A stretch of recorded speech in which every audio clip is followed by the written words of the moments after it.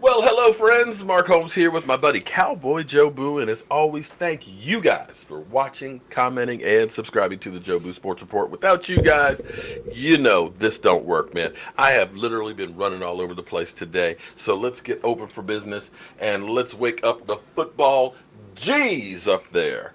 How you doing, guys? How y'all doing? All right. Speaking of football greats, guys that I remember growing up, they're getting old. I'm getting old. And we're hearing about the Chicago Bears are going to have the 75 greatest Chicago Bears and stuff together. And we're hearing that Gale Sayers, the guy who was like, if I got 18 inches of daylight, I'm gone. And he literally was. Unfortunately, his career was shortened up because of knee injuries. It's not like today where you go ahead and get it scoped and you're back the next year. When you had your knees operated on back in the day, they cut you from above the knee to below it, ripped it open, did all the work and stuff, and it was just like butchered. But we're hearing that he's got dementia. You know, we've heard about Tony Dorsett having dementia, and some of our other greats. And this is where the NFL needs to really look into long-term health insurance for these guys and looking to take care of them because they're making billions and billions every year. And it was those guys that got football where it is today. And we need to take care of them. And that's in general, we need to take care of our own all the way around in every aspect of life because we're better together than apart. So today's the last day of OTAs. Next week we've got minicamp, and then it's schools out for summer until training camp starts in the end of July, and that's when we'll be holding our breath and saying, please, please don't anybody get in trouble, please. And please, please, please have somebody just go around with Zeke Elliott. Just please, okay? Just have him follow. And I'll volunteer. I will volunteer to be the guy that pulls him back off the sidelines, onto the sidelines. You know what I'm saying? Just like they have for Sean McVay. You're getting too far in the field. Come on back. Come on back here, Z. Come on back. All right, so some news on the last day of OTAs. Michael Gallup was held out for some tightening in his leg. Doesn't seem to be anything serious, but at this point they're saying it's better to err on the side of caution because we do not want to have a hamstring issue. I don't know if it's a hamstring. They said tightness in the leg. So the leg starts from the tailbone on down. That could be the knee, it could be the thigh, it could be the calf, it could be the ankle. But we don't want the dreaded hamstring because that's that injury that, they say 6 weeks, but the problem is if you're not 100 on a hamstring, Sean Lee, we know that you can just put it right back where it was and you're starting all over. So we don't want any nagging, lingering injuries with anybody. So I'm actually happy that they're erring on caution. And the good thing is they kind of been bringing everybody along slowly. Instead of going, boom, day one, all out, and then you risk getting people hurt. They've been building and building and building, and hopefully it'll pan out. So we've got that issue. We have Sean Lee. Sean Lee, see, a lot of people out there are like, why do we keep a Sean Lee? A lot of people actually said, why do we keep a Tyron Smith? Well, Tyron Smith graded out better than anybody else on our offensive line. Yes, he has some nagging injuries and things, but he is still one of the best offensive linemen in football when he's healthy and on the field. And that's why you keep him. And Sean Lee, this is a quote from him from today. For me, the ultimate goal is trying to bring a championship here. I was hoping by now that we would have had one. But every time we step in here, it's a blessing. It's so much fun. I come out to practice feeling like a kid. I love being here. And see, Sean Lee's value goes beyond just the play on the field. I believe that Sean Lee helped to mentor Jalen Smith and Van Der Esch. I don't believe that those two guys would be where they are right now, not having a guy like Sean Lee on there. That's the first thing. Second thing, when he comes back from injuries, you look at his production, it's off the chart. And so this may be an opportunity where he's coming off of an injured year, he ends up playing lights out. He realizes his own football mortality now and realizes the end is near. And this is a guy who's going to be hungry, who's going to be giving everything to be the mentor, to be the guy on the field. If he has to, he'll carry water. This is a guy that will do anything to win. And you can never have enough guys like that. Never, ever in your life. So, in this practice, not a game now, we're talking about practice. The Cowboys have been working a lot more on deep passing. 35-yard deep pass to Amari Cooper in the end zone. They did another one. I can't remember who the wide receiver was over there. He's looking sharp. He's looking comfortable. And it looks like the Dallas Cowboys are going to have a modern offense, and they're going to be opening things up.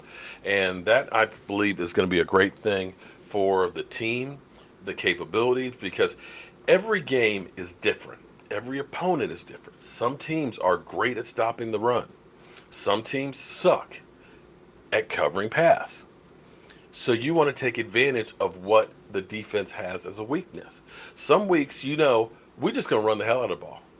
Ain't no point in passing. They got great cornerbacks, but they ain't got nobody on the line. So Zeke, strap up, get yourself plenty of Gatorade and rest, because we're going to run you till your wheels come off. Other games, you just can't run, and that's where the passing game is going to come in effect. There's going to be games where all of a sudden you just kind of get way behind, and you need to be able to score quick. And that's where this offense is evolving now, that, Kellen Moore is opening things up instead of just saying, we're just going to be a ground and pound. Now, I love that. I love the fact that we're getting there. Now, here's an interesting thing from Jane Slater talking about Tony Pollard. Now, I caution people, because right now, everybody looked good. Hell, if I was at OTAs right now, they'd probably be saying that. He looked pretty good out there. But until you put the pads on, until you put a hat on a man, until you get hit and tackled, you don't really know. But with that being said, some look better than others. And Tony Pollard, Jane Slater is saying, and others, that he kind of reminds you of Alvin Kamara. Ooh. Interesting. Because that would be a definite change of pace back for Zeke Elliott, if he's able to fit the role. Now, we've had, Rod Smith that was there. We had Alfred Morris. But what happened with Scott Linehan was, and the same thing we had with DeMarco Murray was, that's our running back. That's the guy that's going to play all the time. And that's the guy who's not coming out unless he's injured or suspended. I think we're looking a little differently now with Kellen Moore kind of taking over the reins. The training wheels are going to be off on this offense. And he's looking at any way that we can get an advantage. And if Tony Pollard is that receiving threat, that fast runner outside, that bodes well, because, like I always say, you want to be death by 1,000 cuts to the defense. You want to hit him with Zeke in the middle. Boom, over and over again. All of a sudden, you're defensive lineman. You've been hitting that guy right in front of you every time, trying to reach and grab, and, in that pile and that scrum, trying to get Zeke Elliott and things like that, getting knocked out, right? Then you get a fast guy who's now going outside. After you've been taking the short burst, now you got to sprint. You're talking about cramp galore. You, after taking that pounding, it's hard to switch gears and have to chase a guy, to be in pursuit. That's a good thing. You want to be able to run, put him in pass coverage. Boom. You want to vary, and I'm happy as pie about that. Now, right now at this moment, we know we brought in George Iloka. He's 6'4", tall guy. He's a good tackler, not a big interceptor. Has played strong side and, strong safety and free safety, both. And a lot of people figure Chris Richard will take him to another level, and he's automatically going to be starter. Well, right now, your starters look to be Woods and Heath. Jeff Heath, and he may have a chip on his shoulder like, you know what? Everybody keeps talking about replacing me. Everybody talks about trying to get somebody else, sign an Earl Thomas, try and get one of these other free agents, draft, Thornhill or something. But Jeff Heath is still there. And I will say this, Jeff Heath played a lot better last year. He's definitely been working on his math because his angles are better in pursuit. Missed 21 tackles on the season, but definitely played better than he did the year before. I'm still not sold that he's an every down safety. That's just my personal opinion and my personal take. But if Chris Richard says, I'm good, he gets the benefit of the doubt from me. So I'm curious to see how you guys feel about Jeff Heath possibly being our starting safety coming this season. And that's all I got to say with all that. I've been talking to Ed Oliver, Washington Redskin YouTuber. Believe it or not, there are some out there. The Redskin guys, they're trying to peep out just a little bit. It's just check the temperature out there. They're feeling themselves a little bit, although the Trent Williams situation went from not surprising that he won a new contract to relevation, other news today that he wants to get out. And I got some grief from some Redskin people that are saying, oh, you can't talk about the Redskins. But understand something, buddy. If you're watching, this channel is my channel. This is my house. And in my house, it's house rules. And when you come in here, you're a guest in my house. Take your shoes off. Watch your mouth in my house. And if you don't like it, you can get the F out. So if I want to talk about the Redskins, I will talk about the Redskins. I'll talk about the Giants. I'll talk about the Eagles. Why? Because we play each other twice a year. And the best thing to know about your enemy is everything about them. That's why we're talking to Philly 500. That's why we're talking to poor Rashid. I actually feel bad for Rashid. Losing Odell, having Eli Manning and all that, okay? And being around this toxic waste dump that is FedEx Field and the Washington Redskins. But we going to be there. You think I'm talking now, buddy? Wait till week 2 when I'm at your house, FedEx Field, about 300 people deep at our tailgate. I'm going to be talking. And don't let us beat you, because then I'll really start talking. So, as always, friends, thank you all for watching, commenting, and subscribing to the Joe Boo Sports World. Oh, I might seem a little extra happy today. Woo-wee! Here's the thing.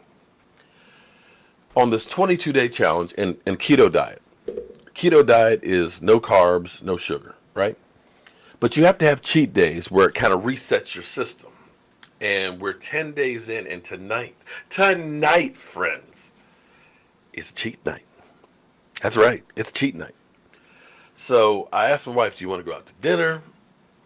Or what do you want for dinner? And she said, I want French fries, and I want some fried catfish. I said, well, I ain't that much for French fries, but I will do a baked potato. A baked potato loaded down. I get to have a carb feast tonight. And here's what I'm going to do. I got some scrimps. Going to do some bang bang shrimp. Going to do the catfish deep fried. Got some Italian rolls. I'm going to make a poor boy. Catfish and shrimp poor boy with some coleslaw in there. Plenty of hot, how about habanero hot sauce? Ooh. I can't wait. I can't wait. And then I'm going to have me a mini drumstick ice cream. I might have a big sugar rush. I might be just like, just gone. Because when you ain't had sugar in a while, this stuff's like crack. I'm Mark Holmes, and I'll be back with something that'll probably piss a lot more people off. I'm going to tell you exactly why Tony Romo cannot be in the Hall of Fame. And don't label me a hater.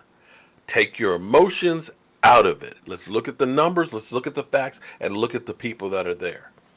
And if you honestly do that with your head, not your heart, because as Cowboy fans, we think that everybody should be in the Hall of Fame. But there's only 318 people in there out of the 100,000 plus players in the NFL.